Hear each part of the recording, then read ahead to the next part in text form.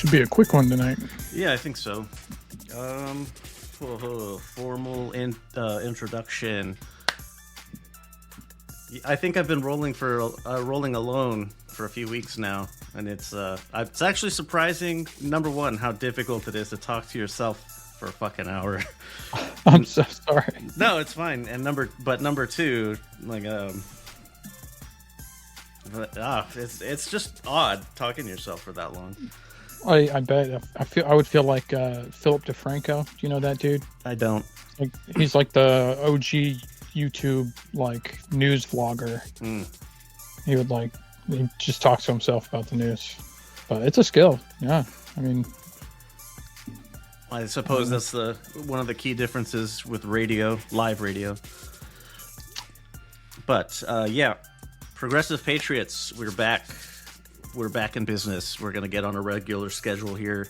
So I'm joined today by Bryson. It's just me and him. So pardon any crayon shavings that you get residually over the airwaves there.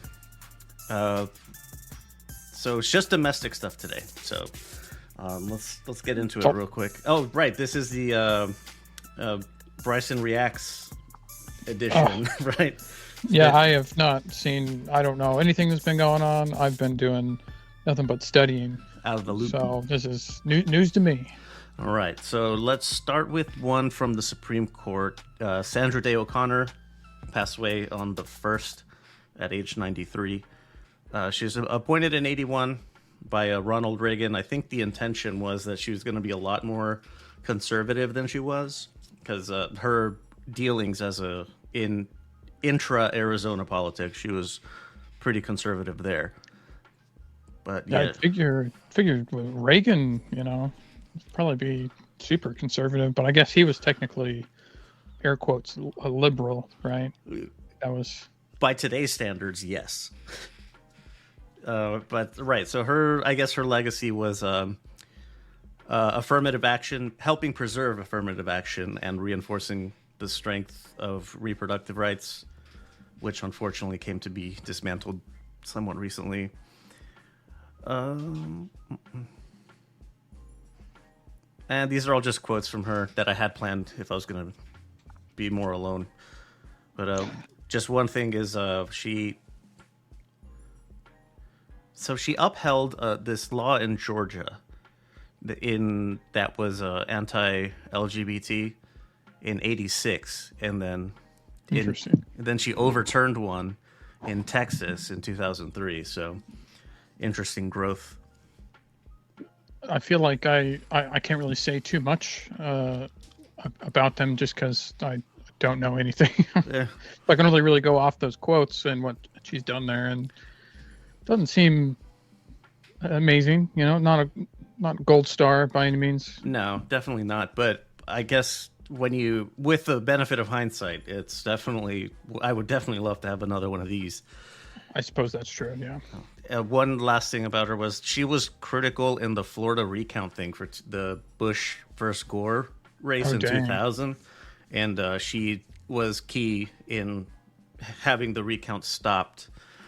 And I think it was in 2013, she revealed greatly regretting doing so.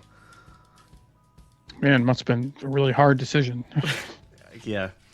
And something that I just learned about this, I didn't know, was her opinion in that ruling. She, in addendum, said, "This is a terrible opinion. Do not cite this ever." And Brett Kavanaugh has been doing so. So that's pretty fun. And now this.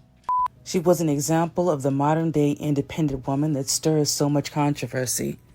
She embodied the freedoms fought for by women's rights advocates while still holding true to traditional values. She was an American attorney, politician, wife, and mother. As a trailblazer, she was the first woman to serve as a U.S. Supreme Court justice, a moderate conservative known for her precisely researched opinions. She was a state judge and legislator, serving as the first female majority leader of a state senate, as the Republican leader in the Arizona Senate. Upon her nomination to court, she was confirmed unanimously by the Senate. That shero was Supreme Court Justice Sandra Day O'Connor. During her term on court, O'Connor was regarded among the most powerful women in the world. After retiring, she succeeded Henry Kissinger as the Chancellor of the College of William and Mary. In 2009, she was awarded the Presidential Medal of Freedom by President Barack Obama. O'Connor displayed high levels of intelligence at a young age. When she was 16 years old, she was enrolled at Stanford University. She completed law school in just 2 years as opposed to the usual 3, graduating magna cum laude with a BA in economics in 1950. She continued at Stanford Law for her law degree in 1952. There, she served on the Stanford Law Review, whose then presiding editor-in-chief was none other than future Supreme Court Justice William Rehnquist. During her time at Stanford Law, O'Connor met her husband, John J. O'Connor. Upon graduation from law school, O'Connor had difficulty finding a paying job as an attorney in a law firm. It wasn't because she lacked the education or the skills or she was incompetent. It was because of her gender. She found a position in San Mateo, California, working with San Mateo County District Attorney Louis DeMatius and Deputy District Attorney Keith Sorensen. O'Connor offered to work for no salary, without an office, sharing a small, cramped space with the secretary. After a few months, she began drawing modest wages, performing legal research and writing memos. Once she proved herself as an asset, she got a job as a deputy county attorney. When her husband was drafted, O'Connor decided to follow him, working in Germany as a civilian attorney for the Army's Quartermaster Corps. They remained there for 3 years before returning to the States, where they settled in Maricopa County, Arizona, to begin their family, during which time O'Connor took a 5-year hiatus from practicing law. In 1957, she and her husband created a private practice with another attorney. 8 years later, she began working as the Assistant Attorney General of Arizona. She volunteered in various political organizations, such as the Maricopa County Young Republicans, and served on the Arizona Senator Barry Goldwater's presidential campaign in 1964. And in 1969, O'Connor was appointed to the Arizona State Senate to fill a vacant seat. In 1970, she kept that seat, being reelected to the position twice, serving as the first female majority leader in any state senate. She moved to her first position in the judiciary in 1975 after winning the election for a seat in the Superior Court of Maricopa County, and she was appointed to the Arizona Supreme Court of Appeals 4 years later. She worked in the state Supreme Court for only 2 years before President Ronald Reagan nominated her in 1981 to become the first female justice to serve on the United States Supreme Court. She was unanimously approved by the Senate. O'Connor wasted no time in her new position, drafting the majority opinions in the Mississippi University for Women versus Hogan. This case involved gender discrimination in which a man sued after being denied admissions to a traditionally all-female nursing school. The court ruled that the school must admit qualified men. But O'Connor also reasoned that not allowing men into the school perpetuated the limiting stereotype that nursing was nothing more than a woman's job. In 1992, O'Connor served as a swing vote that reaffirmed Roe v. Wade in the abortion rights case of Planned Parenthood versus Casey, despite the Republican push to overturn Roe. O'Connor continued to promote women's interests in 2 cases that protected the rights of young girls in schools being harassed by their classmates, which held the schools liable for such harassment. Over the course of her 2 decades on the court, the conservative justice became known as somewhat unpredictable. She was not easily swayed. She was known for being a majority builder whenever possible, but also for being a swing vote in diverse cases lacking consensus, where she wrote as narrow a decision as possible. She retired from the bench in 2006 to care for her husband, who was diagnosed with Alzheimer's disease. Since her retirement, she has advocated for educating American youth on how they can get involved in civics and government. She founded iCivics, a website dedicated to providing creative and effective teaching tools on the subjects of civic engagement. As we say in the Navy, Bravo Zulu Supreme Court Justice Sandra Day O'Connor. Common Defense salutes you. Speaking of fun, George Santos, he got tossed out of the house. I did hear about that. I saw a video of him screaming at reporters, and it made me so happy. Yeah, as he was leaving, he said, "Well, I'm not an official member of the government anymore, so I don't have to say anything." and he said, "To hell with this place," as he was walking out. It's honestly exactly what I expected. Yeah, pretty much. As I've been watching, like following this farce of a career, I think that's putting it pretty nicely. I've been following it, and I've been gathering more and more that he's what I would call a sassy bitch. Yeah. That's like the campaign. Did you know what he got busted for violating his campaign finance laws for? For what? He was buying. So there's a luxury brand. It's spelled Hermes, but it's pronounced something else. It's French. I think it's Hermes or something. There's that. Botox. Okay. And OnlyFans subscriptions. Oh, yes. All right. That's a good one, I guess. If Capone was alive today, that's what it would have taken him down too. So I don't know how I didn't look into how true it is, but I did see the Twitter thread that was going on where one of the particular OnlyFans models she said, like, he used to subscribe to me and he paid me to rate his dick. I don't think she revealed the rating, but I want to know how much it costs to get a rating, and is there an official card afterwards? I suppose you could make one if you wanted to. I mean, that should. I mean, there's definitely weirder things out there, but hey, good for him. You know, he had a question he needed answered, and couldn't ask his husband, I guess. I don't know. Well, I mean, if we really wanted to, we could find out how much dick rating costs really quickly. It shouldn't take that long. But so let's keep going here. So initially, Kathy Hochul, the governor of New York, had until December 11th to declare a date for a special election. It's New York's 3rd district. And the election must take place 70 to 80 days after that. And that was decided today. It's going to be on February 13th. There are currently 20 candidates, including the guy who gave up that seat to run for governor, which he obviously lost.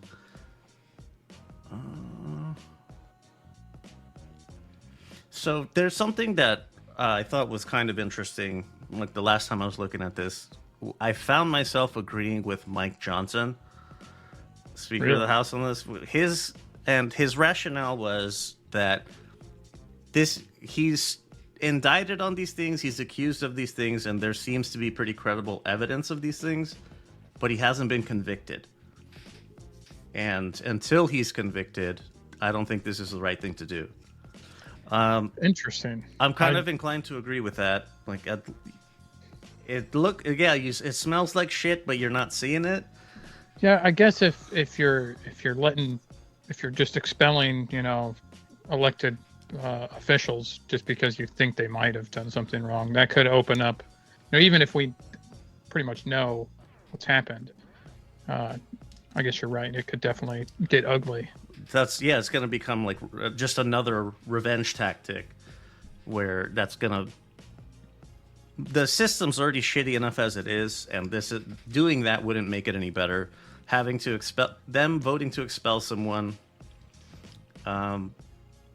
then that governor having to call an election, and then having to go through the whole process of the election, and then they go back and get kicked out again? Yeah, I don't know. Honestly, I'm enjoying that they did what they did. Yeah, from my perspective, it's just been nothing but fun. So, I mean, if some OnlyFans chick says, like, yeah, I've seen this man's penis, okay, well, yeah, he's fucking guilty. I believe you. I want to see the court sketch. For sure. One of the other New York reps, he said, as far as how this is different from something else, which includes, like, yes, dog, Santos is very terrible. the ethics committee in their, I guess, report or whatever, their summary of the situation, it included a lot of the lies that he made or he gave about himself that got him elected, and that's what one of his fellow New York reps was saying, that his lies were designed to defraud and deceive the voters in order for him to be elected, unlike other corruption cases. Yeah, that's. I mean, it's so funny because I feel like he's definitely not the only one that could so many other names could be put in that quote. Yeah, absolutely. That's actually something Santos did as he was leaving. He mentioned one guy in particular. I don't remember his name, but that guy called him a crook. And then as he was going to give like his, I guess, farewell address or whatever, Santos said, "The guy who just called me a crook is a wife beater." Yeah, everybody can point fingers. Everyone has a past. Yeah, I honestly, everything that dude says, I honestly believe him. You know, whenever they're on their way out, stuff they're angry about. Oh, that, yeah. When they're reacting in like honest anger. That the one time that they're telling the truth about something. We interrupt our program to bring you this important message. Good news, or maybe not. According to The Hollywood Reporter, there's a movie in the works about disgraced Republican Congressman George Santos at HBO Films. HBO Films has purchased the rights to Mark Chiusano's book, The Fabulist, the lying, hustling, grifting, stealing, and very American legend of George Santos, which was released on November 28th. The film is said to be written by Mark Makowski of HBO's Bad Education, who will also executive produce with Frank Rich of HBO's Veep and Succession. Chiusano will serve as a consulting producer. According to Rich, the movie will be a forensic and darkly comedic look at the unprecedented congressional race in Long Island, New York, that led to Santos being elected to Congress. It's poised to tell the story of a seemingly minor local race that wound up a battle for the soul of Long Island and unexpectedly carved the path for the world's most famous and now disgraced congressman. The Gatsby-esque journey for a man that came from nowhere who exploited the system, waged war on the truth, and swindled one of the wealthiest districts in the country to achieve his version of the American dream. Since arriving in Washington nearly a year ago, Santos has found himself wrapped up in several scandals. The bipartisan House Ethics Committee issued a report that detailed allegations that the disgraced congressman filed false campaign statements and used donor money to purchase such things as designer clothes, pay for lavish spa treatments, and even a subscription to an adult OnlyFans website. He's also been indicted on 23 federal charges, including wire fraud and money laundering, which he has pled not guilty to, of course. The movie announcement comes days after Santos became the first U.S. House member to be expelled in more than 20 years, as he is the sixth House member in history to be removed by his colleagues. Well, I guess he got the fame he was looking for after all. That's enough about him. This one's kind of short. So, Tuberville. Unfortunately, he's a senator out of Alabama, but he finally gives in to allowing a lot of promotions to take place, military promotions. He said that he's relented on all of them, which there are about 450 or 60, and he's only holding on to 11. Specifically 4-star flag officers, because he's a fucking idiot. Yeah, I would be interested to see how they're portraying that to their base as it's like the good thing to do. Like that, all the strategies you could use to get what you want. It's culture war because the military comps or allows for travel to a state with legalized abortion care, that's a reason to fuck with the military. And you know what? All day they're going to scream, states' rights, and then as soon as there's a different state that's doing things that like that they don't agree with, yeah, like, hey, wait a minute, like we have to listen to like, other people's rules. Not No, that. you're supposed to listen to my rules. Yeah, it doesn't make any sense. Yeah, Pentagon state spokesman. They are going to continue engaging directly with Tuberville and the Senate to get the rest of the nominations passed through. And, I mean, at least it's finally happening, right? The previous assistant commandant of the Marine Corps that was acting commandant, he had a heart attack because he was so fucking stressed from having to do like 3 jobs at once. Very hard jobs at that. I think his seat at the Joint Chiefs, acting commandant, and then something else. I don't recall what. I probably just like family life, but yeah, he had a heart attack a few months ago, or like a month ago. Did he actually say like it's because of the stress from? No, it's speculation, but I think one of his like assistants or something said that he had been working at minimum like 16-hour days. Jeez. So I'll actually finish it with a quote from Mark Kelly: "Is about damn time." Perfect. So there's a Senate finance hearing that is extremely boring to talk about, but it's kind of important to know about it. With all of the shit that was happening with like the Silicon Valley Bank and others that were pretty public failings, the Senate Finance or some regulatory committee, they're proposing that banks have to keep 16% more capital, I guess, cash on hand, and among a lot of other things. So these proposals came in July, and so the hearing for this, where all of the CEOs of major banks are going to come and shit on it because none of them like it, which must mean that has to mean that it's good, right? Yeah. If they're really upset. One of the things that they kept saying that really bothered me was like, if we have to abide by these regulations, we need to, like, we're not going to be able to give loans as much. We're not going to be able to extend credit. We're going to have to increase fees and things like that. Like, or you could just cut your fucking paycheck by a little bit. Yeah. I mean, come on, bro. Like, that's a big part of the problem of why a lot of these companies are fucking ridiculous. Like, these regulated companies. Why? How are you still able to get away with this? It's all those workers that are okay with it, right? I mean, that's the only thing I can point my finger at. I just can't wait to pay more fees for no fucking reason. I can't wait. It's my favorite. Oh, people buy things? Jamie Dimon of JP Morgan, he absolutely needs his 4th vacation house on the French Riviera. James Gorman of Morgan Stanley, he wants to go to Mars, so someone's got to pay for it.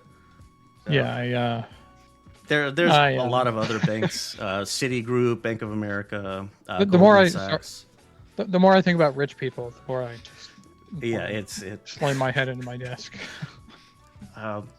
They're arguing it from the point of consumer protection, but I don't think that's what it is.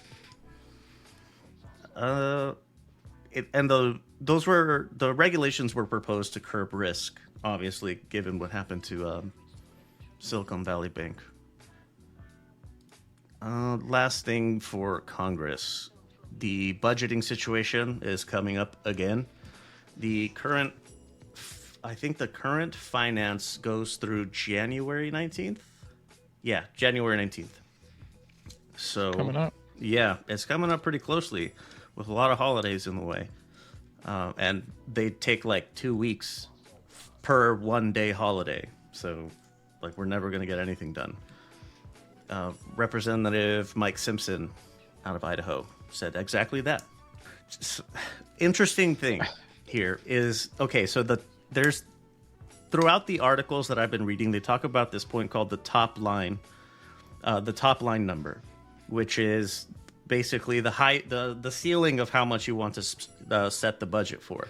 And the rumor mill is that all of like the Mike Johnson, Hakeem Jeffries, Schumer, and Mitch McConnell are going to agree on somewhere in the neighborhood of 1.6 trillion.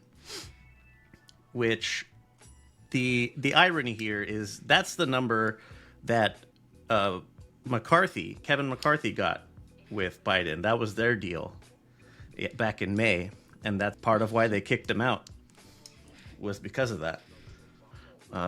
Yeah. Sorry, my dog's gonna just keep barking anytime you say a Republican's name. She's trained to just get real angry. So yeah, she's Antifa. Might happen a couple more times. Oh man. Yeah, right. It's why. Like, why did you kick out Kevin McCarthy, who actually seemed to be somewhat competent? I feel like this is the beginning. Like, everyone always wonders, like, when's it all going to happen? When's the empire going to like finally implode? It just feels like we're like right there. It does, like, doesn't it? All the like the facade of like us thinking the ruling class has their shit together is starting to slowly fade away, and we're like, wait a minute, they're just as dumb as the rest of us. They just have more money. So their mistakes are grander. Yeah. It's like, yeah, exactly. Yeah. So they kick him out, and they're like, wait a minute, you guys are showing everyone like you don't know what the hell you're doing. You just did it for the sake of doing it. Unless they're playing some kind of like 4D chess, some kind of faction that we aren't fully aware of. They're like, hey, we just gotta make everyone think we're idiots, and then it'll all come together. Playing possum to establish Gilead. But yeah, so that's coming up. Something to keep an eye on. It's weird, like it's retroactive because the fiscal year began in October. That's when the federal year starts. And so they're retroactively paying for a few months or something. Or they have to consider what they've already spent. I don't know.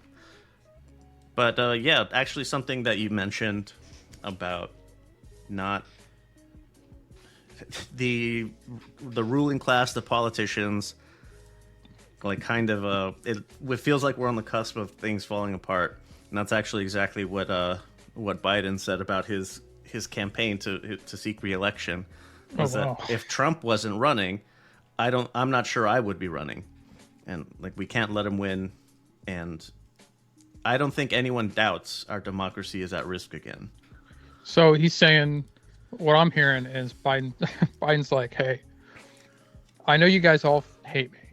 Yeah. And you know what? If I'm the only one that can do it, there's no one else in this entire country more qualified than me. Like, oh, okay. With the bona fides to do it, in addition, the resume, in addition to a little like the being a known quantity. I don't want to. Oh man, he makes me so mad.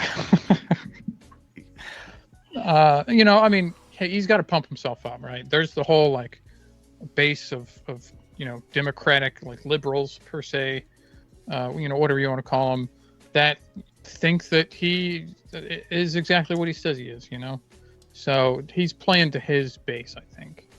Oh, the neoliberals. Yeah, pretty much. Yeah. I think that's the label anyway.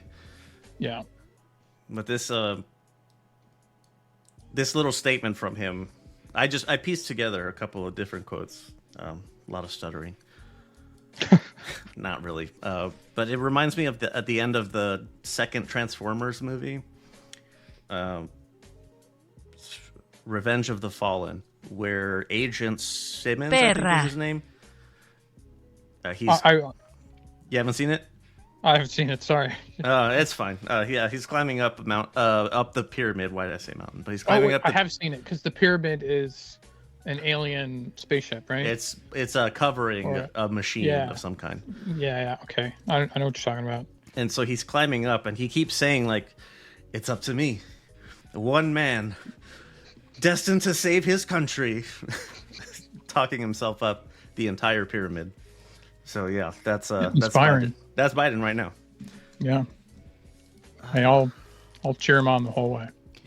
But on the point of pandering to his base, so in December on the 2nd, there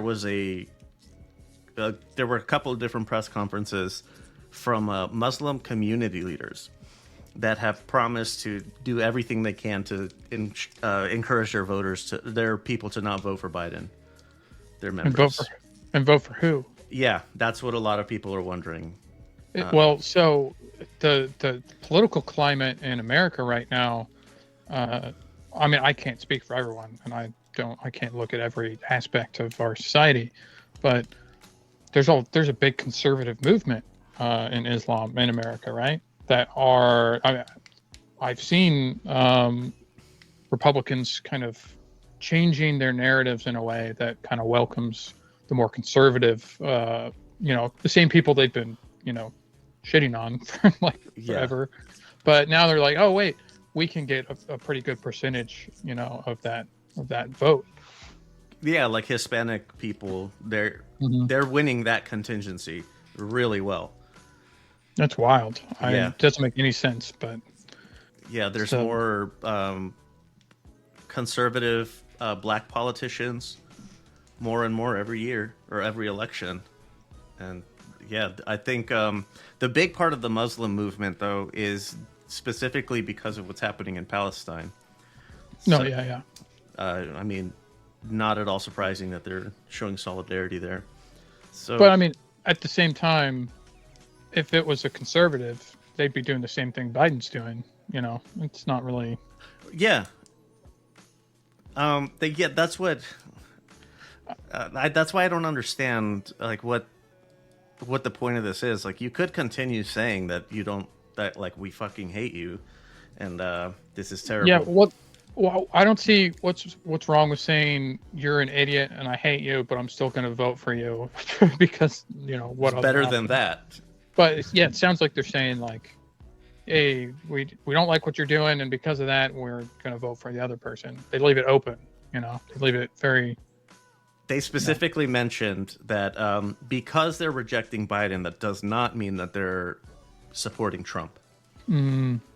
That we don't have two options. We have many options. Not so sure about that, but that's okay. I don't know. I don't think Jill Stein is a good pick here. I mean, I don't know. That's going to be an interesting. I mean, Biden's for sure going to be the candidate, right? Yeah. His primary opponents are Marianne Williamson and Dean Phillips, a representative from Minnesota. Oh, man. That's, I don't know. That doesn't sound great. No, it doesn't. I mean, I listen to a lot of Marianne Williamson just because TikTok's got me on that hardcore. I admit she's actually, I like what she says, like the spirit of what she says, the feeling of it. Just like, man, if only this was coming from somebody with experience in these matters, in like the political aspect of it, because this fluffy language isn't going to cut it in Washington. I'm really sorry. Exactly.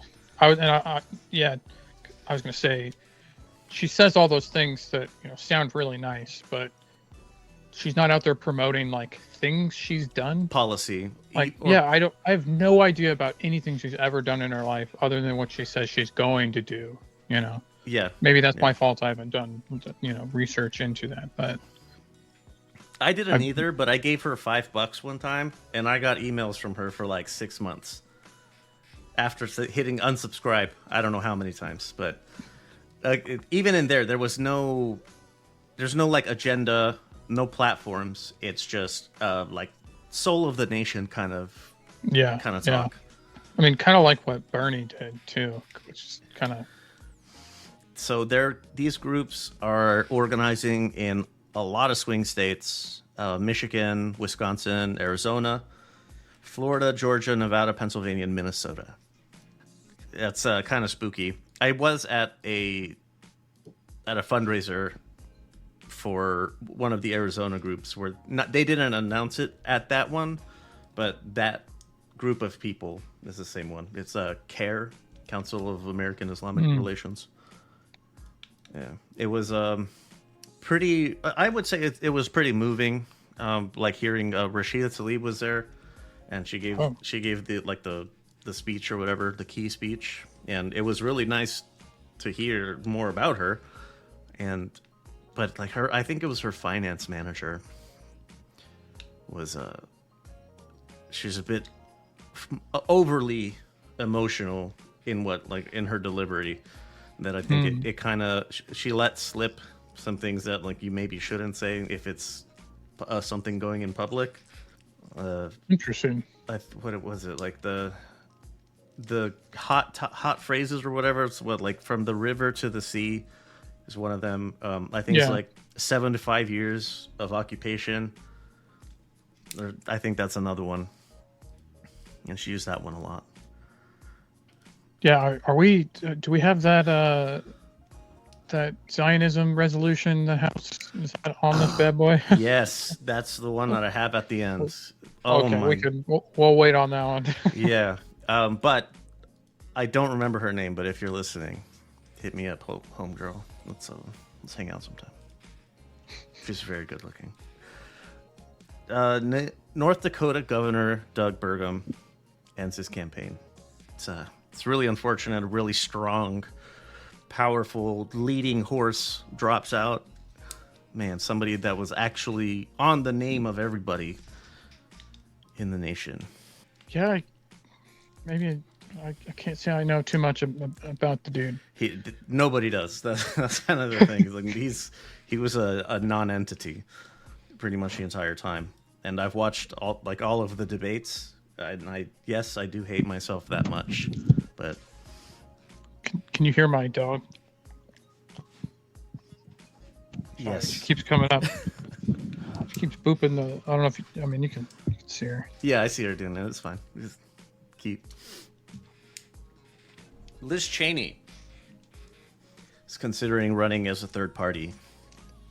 Oh, what party? It's gonna be Green Party. Yeah, absolutely. It's gonna be a conservative party, like a Republican alternative. Yeah. Or it's gonna be, I think, like that no labels shit that Joe Manchin's doing. Oh yeah. It's like bipartisan tickets, like a Democrat and Republican on the same group or whatever. I got a lot to say about third parties. As much as I want them, it's a love-hate relationship. Yes, it's one of those things, like when it has to happen all at once. It has to be a sudden shift, not gradually getting into or having third parties. Well, I mean, the big thing for me, it's like I don't hear about third parties in any elections other than House, Senate, presidency. That's it. I don't is there someone from a third party running for your local mayor? No, nothing. And then I don't know. So I feel like the focus is a little off. Just a guess from the few local politicians I've met is that they stick to the two-party paradigm because funding. Yeah, like if you want, you want funding from the bigger players, then you got to be on the team. Fourth debate, it's happening like right now. DeSantis, Nikki Haley, Chris Christie, and Ramaswamy. Those are your four. Oh man, I wish you could pull it out live. Do it like a live react. They've been cracking down on those pretty hard. I've been with groups that were doing them and they stopped. Oh dang. That doesn't seem. Sorry, that doesn't seem like an okay thing to, do. But I think because it's like corporate cable news. Yeah. Asa Hutchinson, he's still in the race, but he didn't qualify for this debate.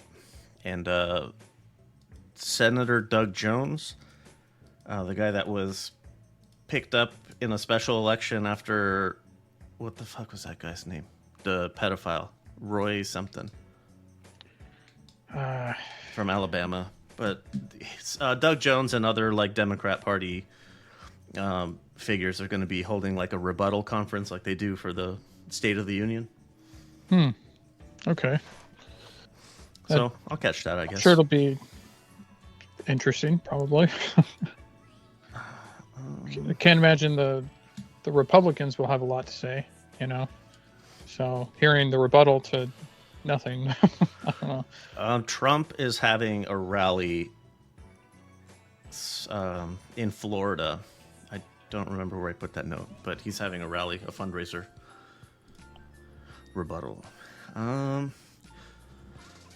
This one, a couple more things, but this one is a bit of a personal favorite, or I guess a pet passion. So Section 702 of the Foreign Intelligence Surveillance Act is expiring at the end of the calendar year. FBI Director Christopher Wray is calling this a unilateral disarmament, quotes, in the face of Chinese and Iranian cyber threats. Interesting. So 702 is part of what allows warrantless surveillance of American citizens. If there's some, I'm using this with like the heaviest air quotes, some sort of like tangential relation to a foreign person that they're trying to observe. So that's it's basically when, like with the Patriot Act in particular, like once our Fourth Amendment was destroyed and nobody cared because security.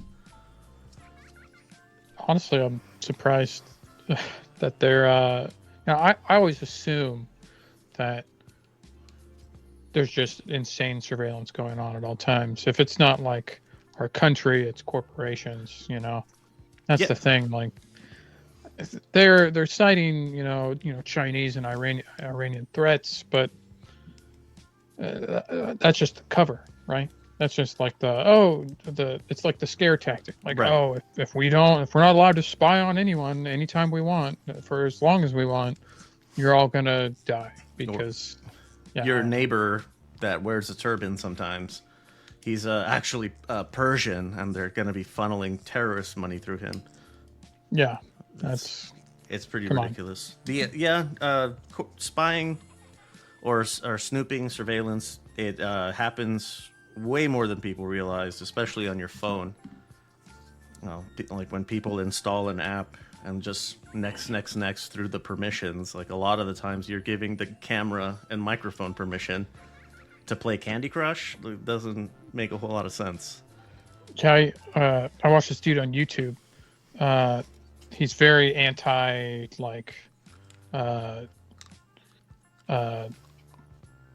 privacy conscious.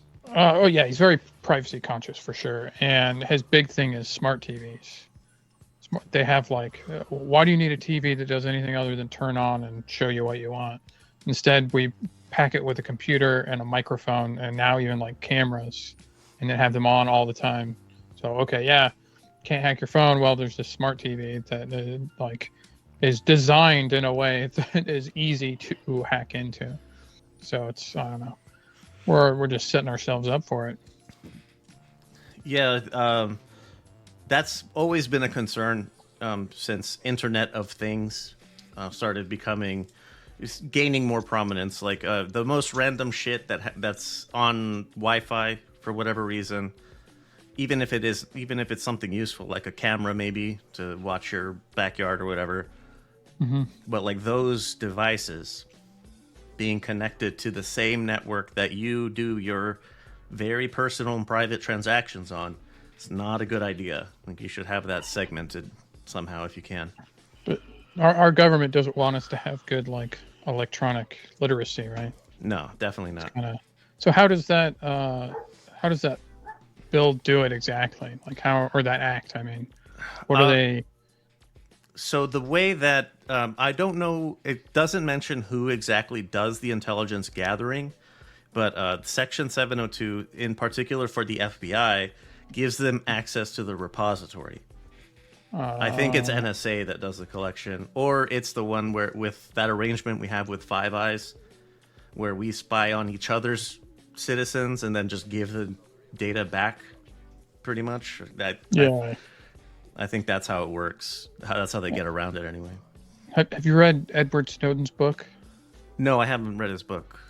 There's this one part of the book where he talks about this like program that they would use to search people, and it was basically like a Google search where you could type in a person's name and have access to everything, like literally from their name, you're in their email, you're in their phone, looking through any camera. And he talks about, I think his example was most of the guys that use this program would just use it to look up exes.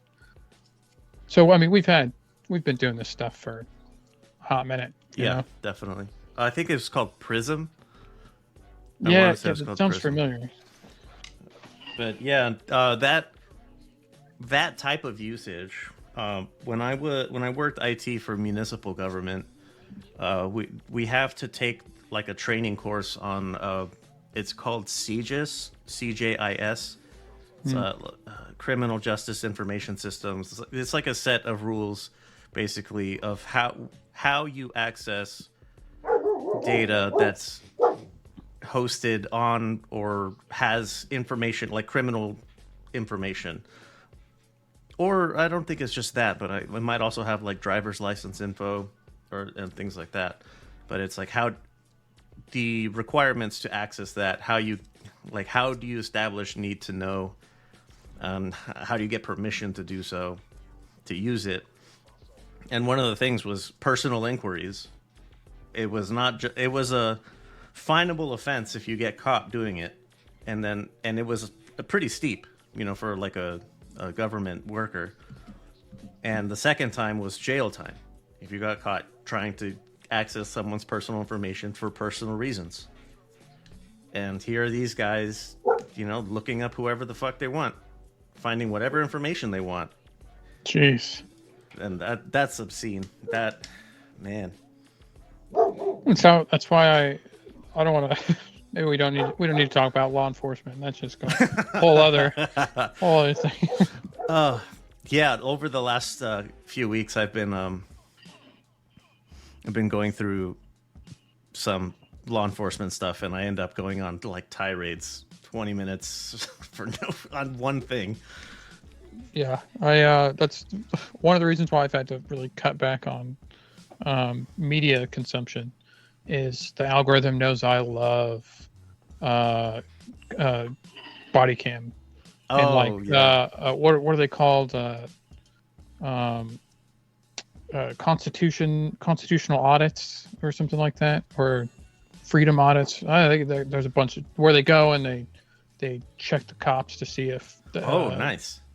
They'll like go take pictures of like the buildings they work at, and like, the cops will come out, you got to leave, you should check them out. There's a lot of, you'll go down a rabbit hole, but they're pretty fun. So like you take a picture from a public street of a publicly owned fucking building? Of a publicly owned building, the cops will come out and be like, you got to leave. And they're like, no, like I can be here. I don't.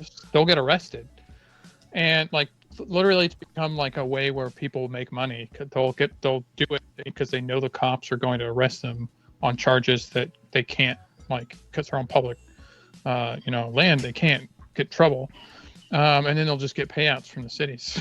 They'll just make money off of it, off of cops being dumb. And then they just let the cops keep working. Another fun one is they'll go in and they'll ask like, hey, can I have a form so I could submit a complaint on one of your officers? And the people there will be like, well, who?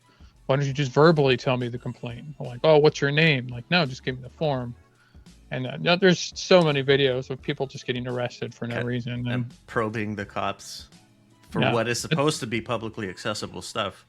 Exactly, yeah. But it's the society we live in. What do we do in America? That's what we need to do on this more. We need to start scaring people. Just yeah, kidding. I was thinking of when I was first trying to put together how I wanted to do this. I was thinking of maybe having a segment like that, just the most off the wall shit that sounds like it would be on like Alex Jones or something. Oh, that's a great idea. So once again, found myself the worst person you know made a great point. Back in May, Jim Jordan called for a full accounting of the approximately 3.4 million people that were queried by the FBI. What does that even mean? Why did you do this? I want to give me a reason for all 3.4 million of them. I will wait. Yeah, you got me. Right. I think that 3.4 million people totaled something like 35 million queries total or something. I don't know. These are people that the FBI is checking out. Yes.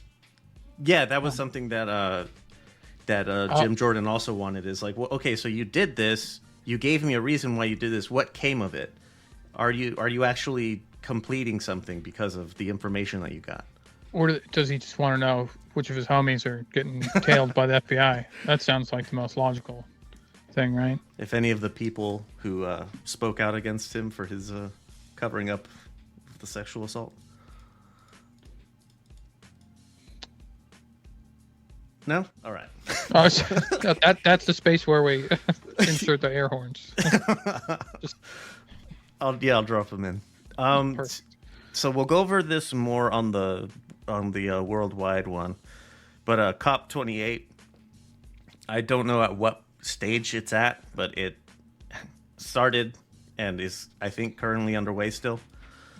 I've heard one thing about COP28 so far. I don't even know the full details, but the person that is heading COP28 is a president of a country or a corporation? A publicly owned company, oil and gas company. Oil and gas company in I think United Arab Emirates, where it's being hosted. And I forget where I saw it, but they were talking about how the guy's just going to use it to conduct business deals. He's just conducting business deals for the company he works for. What I've been reading, not necessarily about him, but what's been happening, which I'll get more detail when we record the worldwide one. But he's actually been pretty progressive in trying to end fossil fuel usage, or at least bring it to a bare minimum. All right, so after hearing some of what has come out of COP28, yeah, I was definitely wrong about this. This guy he's a fucking lunatic. To the surprise of no one but me, apparently. All right, so what has come from COP28 as it pertains to the U.S.? One, I think that this was pretty cool, and it also made me wonder why this wasn't thought up sooner. But the governor of New Mexico, Michelle Grisham, she is creating a program that is going to be like the Strategic Petroleum Reserve, but it's for reclaimed water that has been used, dirtied by industrial use. Her particular examples were like fossil fuel, like drilling and things like that. But having it cleaned up somehow, I didn't read the particulars, but cleaning it up and reusing that for what? For more drilling. I think that might be one of the uses, but another one is like clean energy products, and I didn't understand what that means. What clean energy products need water for, like cooling or cleaning or something? Yeah, and why does it have to be like recycled water? I think recycled because there's already a water shortage, or like the shortfall is getting bigger every year. Huh. Well, man, gotta Gotta love the news. So the stats were in 2022. There were 2 billion barrels of dirty water created in New Mexico. 1.2 billion were reclaimed, and the water was reused. Where's this being stored? Do we just have like a warehouse full of dirty water?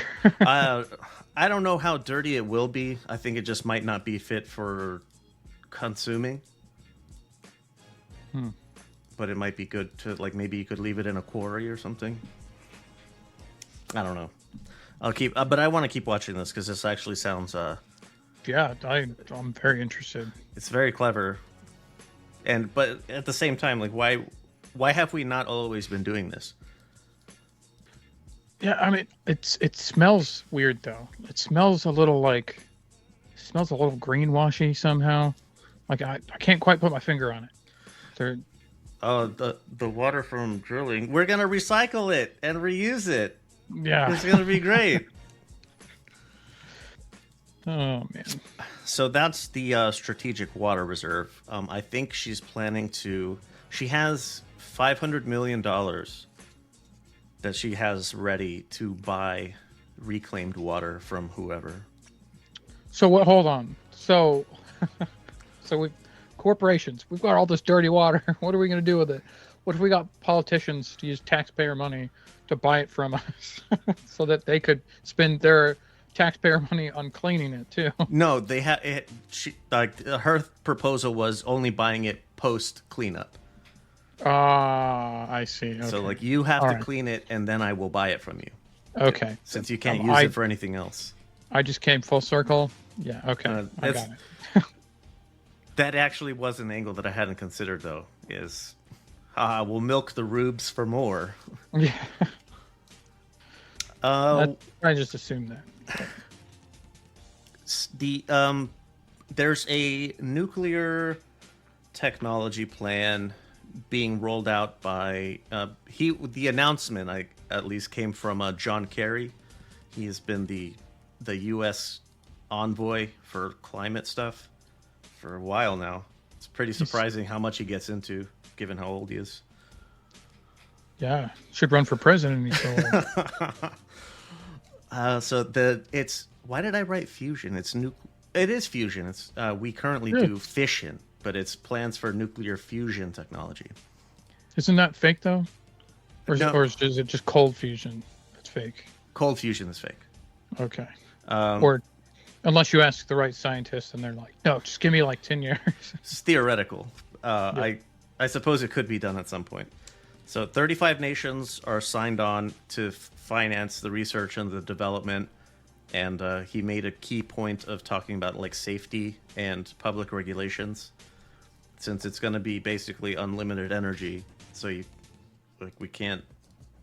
There's only so much like you can charge people for it before you're just stealing at that point. Yeah.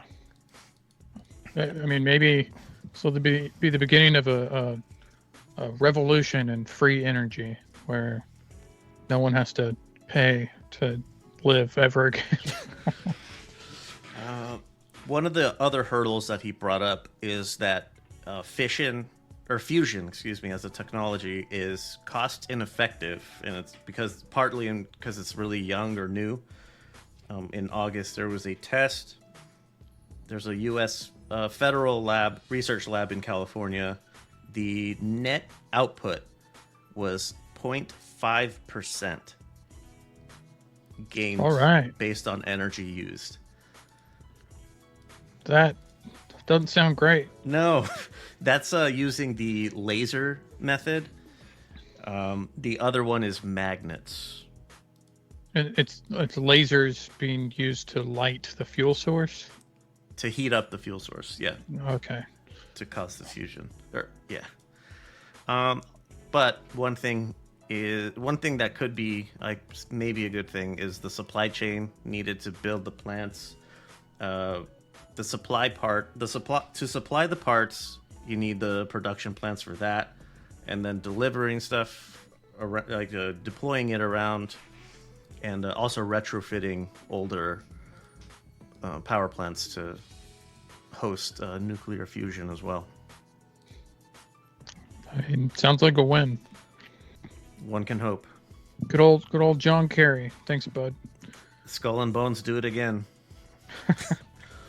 One last thing before we get to that House resolution. There's a woman named Kate Cox in Texas. She's filing a petition for the court she's suing the Attorney General of Texas for permission to get an abortion. She is currently 20 weeks pregnant. The fetus is not viable. It has a genetic abnormality that's called like trisomy 18 or trisomy, something like that. And if she continues with the pregnancy, it is more likely than not that she's going to die. Jeez. Yeah. So her doctor, who is also she's also suing the AG, is like the baby's going to be alive for a few days at best. That's like best case scenario. It's going to be an agonizing couple of days. And the only way that right now her doctor can care for her is the fetus must die or she has to give birth to it. It is extremely fucked up. That is horrible. I'm not sure what is the defensible part of this? Where's the pro-life here? Oh man. A doctor wants to for a doctor to care for her patient, she would be condemning herself to like life in prison, if not death penalty, probably, given how zealous those people are. If I were a Republican, I'd probably say something along the lines of, she can always fly to some country in Central or South America and get her abortion there. Yeah, that's what I did with my secretary. I just sent her over there. Exactly. Yeah, I think this was one of those. I don't know who it was, but it was a California-based medical company or medical practice that was going to do like floating barges. Oh, that could work, right? Yeah, like you would be in international waters, so yeah, nothing anybody can do. I wonder, is there a legal defense fund or like a legal fund for the floating barge abortion fund? Oh, when you word it like that. For the lady, yeah, but that's definitely what they should call it. I don't know if she has personal funds. I'd imagine there's going to be so many organizations that are like, we will, take this on or just give money. That's like winning. That would be, that would make news all over. So, yeah, like this is exactly what like these pro-life people, maybe I don't know. I don't think that they intended for situations like this. This wasn't what they had in mind. Like they were probably just thinking of those poor babies, like some 16-year-old girl gets knocked up and she has to terminate because she's 16. And then that's not fair to the baby. Yeah, well, here's this woman who's a mother of two and she's going to die. Yeah, it's... Jeez. Well, hopefully it goes well. I guess we'll see. I think New Mexico is still legal, but I mean, like for Texas, that's still a long ass trip. Yeah. I'm gonna keep up on this one because one that dropped off the map that was kind of cheeky, but in the same vein. Is a woman was driving in the HOV lane in Texas and got pulled over. And like, oh, well, you're driving by yourself. And then she pointed at her very pregnant stomach and said, no, I'm not. That's a person. According to all of you, this is a person. I have two people in this car. It makes sense. It does. Man, if the baby's life begins at conception, like they're trying to get to, then if a politician impregnates a woman, could she just start claiming child support on day one? The day they bang? Like, all right, child support, hand it over. Or Yeah, I'll tell there's your just- wife. Which one do you want? I feel like a lot of the narrative coming from pro-life individuals, it's not always logical. You know, It's a lot of, and it's kind of, I think it's designed in a way that you can it's from their perspective, right? yeah. A lot of people probably aren't as up to date as they should be on like actual scientific fact, and obviously there's the problem of the manipulation of what is fact in the first place. But I don't know where I'm going with this, but I mean, well, you're right though. Like from you can see their line of thinking, what their I don't want to say rationale because there's not very rational what they're thinking, but you can see what their line of thinking is and why they would arrive at the conclusions they do. yeah. But I think the problem is we can do that, yes, from our side, but they don't look at our perspective and think like, why is their argument logical to them? You know, it's always the kicker, especially with conversations I have with people like that. The whole time it's just me like, addressing things that I can see from their perspective, and then they're just completely oblivious. yeah. That's the one time I've ever had a conversation about reproductive rights in particular with a conservative person. I was even like, yeah, me personally, on a very personal level, just me myself, I don't really agree with terminating pregnancies if there's no medical necessity to do so. But, and that's where I lost them but that's none of my fucking business. Absolutely none of my business. If it's like my wife doing that, we would have talked about it already. So Yeah. Even still, like, man, you leave him alone, man. Like, fucking Yeah. leave him alone. Like, why do people care so much? You would not want this happening to you. Something I said, I want to say it was like 2 weeks ago, is, okay, so for the sake of pro-life, we're setting the precedent that your medical decisions can be mandated by the state for the sake of pro-life. Okay, so next time pandemic rolls around, you're getting the vaccine. I don't want to fucking hear it otherwise. It's pro-life. We're protecting human life. We're protecting children. We're protecting the innocent. Get the vaccine or you're going to be fucking executed. And then the next word is always, but, like, you got to get that vaccine to help children, but yeah, that's the lapse in logic of pro-life. Last thing before we get out of here, the motherfucking House resolution. I didn't read the whole thing, I admit. However, I do have it passed 311 votes yes, 14 votes no. Only one Republican did not vote yes. I did not see if it was a no or if it was a present. 92 Democrats voted present, 95 Democrats voted yes. One thing from two prominent speakers on this one is Representative Gerald Nadler out of New York 12. He's one of like the oldest or longest serving, one of the two Jewish members of the House. Under this resolution, those who love Israel deeply but criticize some of its policy approaches could be considered anti-Zionist.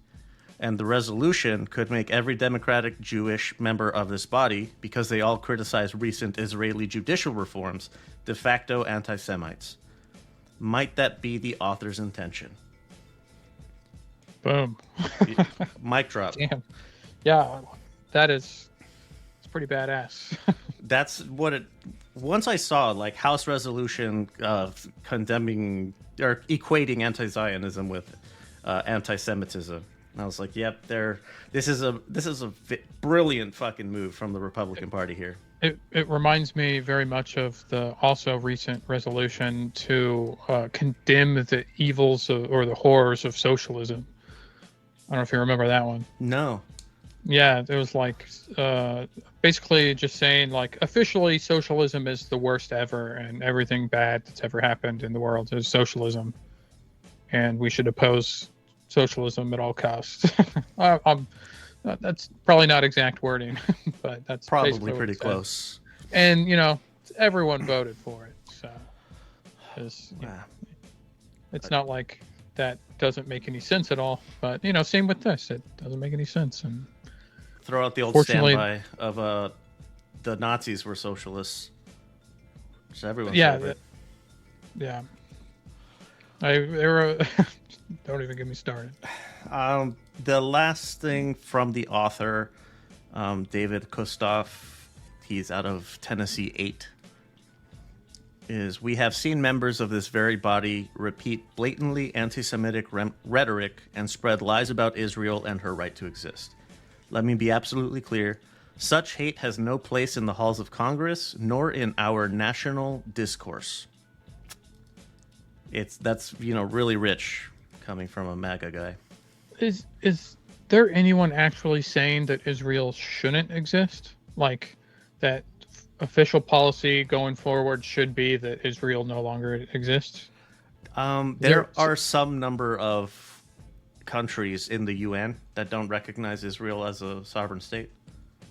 Interesting. Because I've been thinking lately, obviously, I understand the situation, and I've picked my sides. I'm not a big fan of Israel, but where's everyone gonna go, right? Like, if you're like, it doesn't seem like a good argument to make from that standpoint. Sorry, I was just trying to think of a good analogy, right? So like, if someone were to say, everyone in America needs to go back to Europe, like all the white people need to go back to Europe, right? While you know what, it makes sense in a lot of ways. Like, we've colonized this entire land. Irish, Italians. We're occupying the territories of indigenous people. We shouldn't be here, but at the same time, what am I going to do? How can I go live in Europe? I've lived in Kansas my entire life, so I can't really leave. So from that perspective, the only logical choice would be coexistence, right? You have to design your society in a way that everyone can live right next to each other and be okay with it. And for me, that's the thing with Israel-Palestine. How are you going to shepherd that situation in a direction where everyone is peacefully coexisting and okay with being neighbors? But of course, we see, they're in like the height of their colonization, where they're literally just, bombing people and moving them out of their houses and doing all these horrible things. I don't know. It just seems like, you see where I'm coming from on that? Yeah, that's something I've considered as well. Is where does one or the other go? As it's playing out, more than likely, if anyone's going to have to leave, it's going to be the Palestinians, unfortunately. Yeah. I don't know if I've mentioned this when you've been on, but I know I've mentioned it before here. It was a completely coincidental situation. In 2017, I was in Las Vegas. It was my birthday. Went to watch a big fight that was going on with some friends. So we watched a fight, get ready to, go out, do what you do in Vegas, had some drinks and all the rest of it. And we get into an Uber to get back to the hotel. And I sit up front and the two guys are in the back. The other two are in the back. And we're talking to the driver a little bit, as one tends to do when you're a little buzzy. But so we kind of pick up on an accent a little bit, and then a friend of mine, he's Australian, he said, "Oh shit, well, where did you just come from?" He said, "I recently moved from Israel." And ever the joker, my friend, he's like, "Oh really? That's interesting, because sitting there next to you, that's Leo. He's Palestinian and opposes any two-state solution." And I was, "Oh my God, what have you done? He's gonna fucking kill me, man. And so after a little bit of it's like huffing and puffing, like, oh fuck, no, I'm not, no, he's messing with you. I'm serious. No, he's messing with you. I'm like, well, it doesn't matter either way. I would oppose two-state solutions as well, but not for the reasons that you might think. I firmly, and I'm paraphrasing, but he's like, I firmly believe that we Palestinians, Arabs, Muslims, Jews, Israelis, whatever terms you want to use, can and should live together in harmony as neighbors peacefully. There's no reason we can't do that. There's no real reason why we can't do that. What is keeping us from doing that is government powers that want us to not harmonize or not live together as neighbors. We don't have to be like bosom buddies, but we can still live next door to each other and not have a problem. I mean, yeah, seems pretty well put. Yeah, that's seems like the rest of the car ride went pretty well after that. Yeah, it definitely a lot of relief there. Yeah, but like that interaction. I know, yeah, it's just one guy that recently moved away from Israel, but that like shaped my entire worldview on the whole situation. Like, fuck, he's absolutely right. There's no reason whatsoever that they cannot. Another quote from it's a parents group who've lost children in the conflict at any point. A Palestinian man and an Israeli man founded it together. They're like, one of their mottos or slogans is either we're going to share the Holy Land together, or we're going to share the graves underneath. Jeez, that's powerful. It is. He's absolutely right. Goodness. This equating anti-Zionism with antisemitism is exactly what homeboy in the Uber, that's what he's fucking talking about. Is like, that's one of the moves to keep us at each other's throats about this topic. Yeah, it's pretty clear propaganda. Like, right? Zionism, as it's the soft way, the watered down way, the whitewashed way it's explained to me is just Israel having a right to exist in its ancestral home. Sounds pretty nice, except that the way it has been enacted has been ethnic cleansing of the land so that only Israelis will inhabit the area. And I cannot abide that. I simply can't. It's I've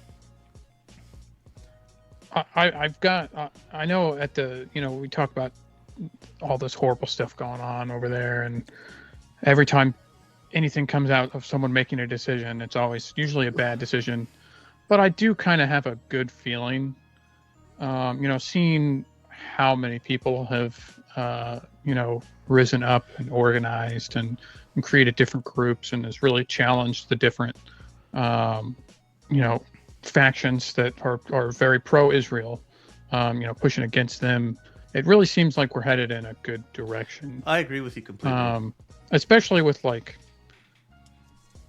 as bad as it is, the videos of literally everything that's happening, we see firsthand, and another fun thing to Google is debunking videos of them debunking Israeli propaganda, where they'll walk through, the Israeli IDF, they'll walk through a thing, and they'll pause the video oh, you see this box, it's not supposed to be there, and gives all these reasons and stuff like that. But it's cool seeing everyone come together, which it seems like there's a lot more people coming together for the right reasons than for the wrong reasons. I don't know if you get that. I do. I absolutely agree. It's people, even I'm not trying to be oh, well, I have a black friend. The few Jewish friends that I do have, they're very strongly anti-Zionism, especially after what they've been seeing happen. Fuck, that's what we're doing? Absolutely not. Like I want Israelis to live there as much as anyone else, but not like this. This isn't how you do it. Yeah. Yeah. I think a part of it has been people coming together. I think the advent of technology, like it's not like the 70s or the 80s, where all we can do is listen to the nightly news, who tells us that today the Palestinians bombed Israel, when it may not have been actually that way. And today, there was just one example. I saw a tweet from some official Israeli government account. It wasn't a blue check. It was one of the other ones. I think gold is the new blue one. You got to pay like $50 for that one. I think you have to establish some kind of credibility with them first, like you did with blue checks before. But it was some kind of official account. At least it seems it was official anyway. That had a door, and it had Arabic writing on it, and they posted a picture of it saying this is like a Hamas terror schedule. And then somebody's like, I speak Arabic. That's a fucking calendar. It just says the days of the week. All it says is the days of the week. There's nothing else on it. And that's like you can't fake that shit anymore. You can't. Yeah, it's almost like it's laughable. Like the quality of attempts that you're making at this propaganda. It's like, come on. You posted the days of the week. A fucking 5-year-old could tell you that it's not. And I would absolutely believe a 5-year-old, who had no other prompt. Like, hey, what does this say? Like, oh, that says Monday, Tuesday, Wednesday. Excellent. Thank you. The chair at the UN rests. Oh, man. David Kustoff. Honestly, this was a very brilliant play. Fractured the Democrat Party on the public stage. Did you see? I don't know where I don't know. I was just scrolling and came across a live feed of I think they were House reps grilling like college presidents. Do you know anything about that? No. So I'll have to find out exactly why they were having this hearing. They were talking to these college presidents anti-Semitic movements or whatever. About how all the colleges in America are like just they just have rising anti-Semitism everywhere. There's just like every college is, they're like going every time the college presidents try and talk, they just get cut off by this, senator or this rep, whoever it was, just spouting dumb stuff. And it's like, so you're saying that these people holding rallies that's pro-Palestine is a sharp rise in anti-Semitism across the colleges in our country? Like, no, you're just using this bill to make it seem like that, to scare people into voting for you, so you can crack down on education, because it's like one of the few remaining things teaching people to not put up with the fuckery of these politicians. Liberal indoctrination centers, like, man, it's not. It's strange how like factual information just skews liberal. It just kind of does, because liberals maybe base their viewpoints on facts. My social problems textbook says that there isn't 100% consensus on climate change. Like I was like astonished. Well, I was like, isn't it like 97% consensus? Yeah, exactly. But the way the book was telling me, would you frame it that way? Yeah, exactly. It was like, yeah, it's if anything, it's getting dumber. It's getting like not. It's going lower. Yeah. Yeah. Anyway. Well, 9 out of 10 dentists agree. So actually, not all dentists think that this toothpaste is good. So don't use it. Yeah, that's pretty ridiculous. Good timing. All right, let's get this wrapped up. Network plugs. What do I got here? Other shows on Lux Media. If you like MMA, if you like boxing, Ultimate Fucking Casual, B-Sides Boxing, respectively. We will be recording the worldwide edition of Progressive Patriots tomorrow, which I forgot to say at the up top. It's December 5th, about 2011 Arizona time. So probably things are different by now. Palestine and Israel made peace, hopefully. A new one. Oh, we're getting a video game show in the works, so that'll be fun. Might be that'll be coming up, I think, next year.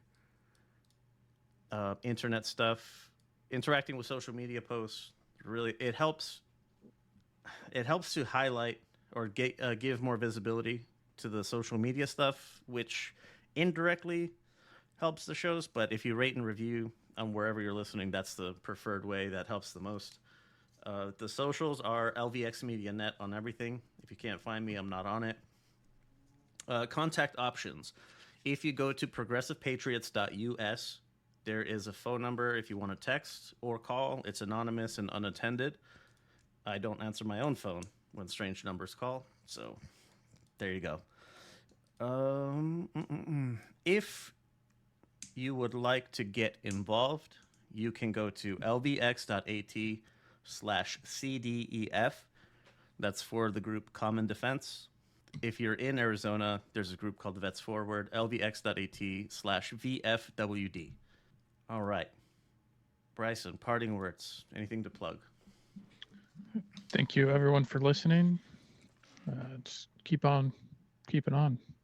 Stay motivated. Oh, shit.